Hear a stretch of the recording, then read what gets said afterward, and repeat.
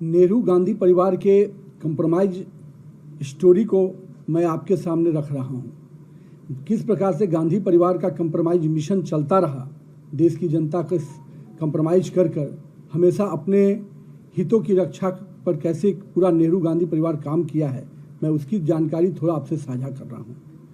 एक समय था जब नेहरू जी ने खुद कहा था कि 45 करोड़ जनता मेरे लिए लायबिलिटी है। इस एक प्रधानमंत्री के रूप में ये शब्द कितना बड़ा धोखा है देश की जनता के साथ, और उनका किस प्रकार से संबंध रहा विदेशी ताकतों के साथ वो हम सबको ही जानते हैं।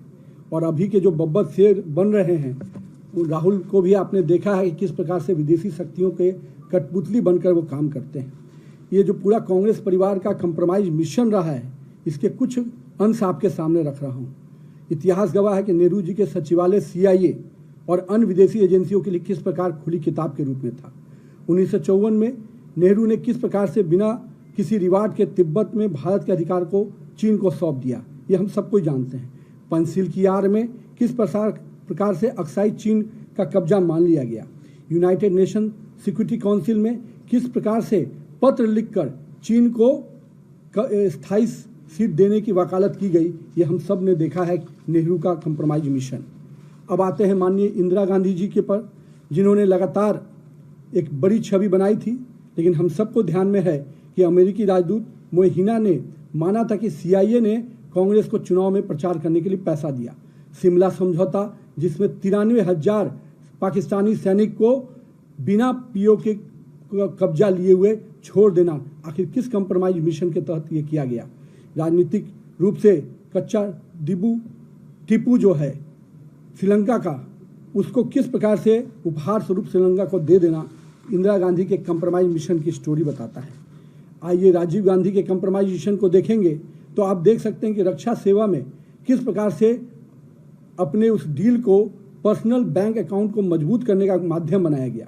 बोफोर्स घोटाले में स्वीडिश जांच के लिए किस प्रकार से उसको रोकते हुए अपने मित्र के लिए कोटोरोची को बचाने का किस प्रकार से प्रयास किया गया।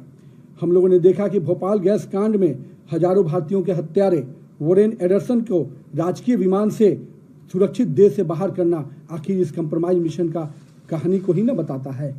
और इसके बाद सोनिया गांधी जी का, जिनका पूरा राजनीतिक अगर आप देख सकते हैं तो 2004 से 14 के बीच में नेशनल एडवाइजरी काउंसिल के माध्यम से सुपर PM बनकर समांतर सरकार और कैबिनेट का संचालन करना निश्चित रूप से कंप्रोमाइज PM का मिशन जो कांग्रेस का था उसको पूरा कर रही थी।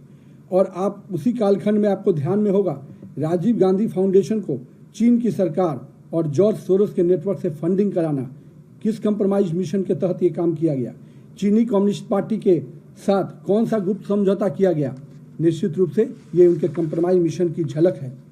अब आते हैं जो निगेटिव पॉलिटिक्स के पोस्टर बॉय हैं, राहुल गांधी जी 247 से अधिक विदेशी यात्राएं किए, पर उनमें से अधिकांश यात्राओं को सुरक्षा एजेंसियों को उसकी जानकारी नहीं देना, आखिर किस कंप्रोमाइज मिशन के तहत हो रहा था।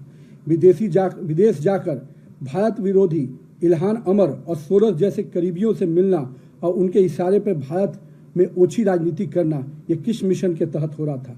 हम लोगों ने देखा था लद्दाख के सेंसिटिव बॉर्डर एरिया में भी किस प्रकार से साकिर मेराली जैसे विदेशी नागरिकों के साथ घूमना, जिसका पूरा कैरियर सोरोस समर्थित पूंजीपतियों के जो चीनी और पाकिस्तानी एजेंसियों का पैसा देने का काम करता है, उन एजेंसियों के साथ जिसका मिली भगत है, उसके लिए आप काम कर रहे थे।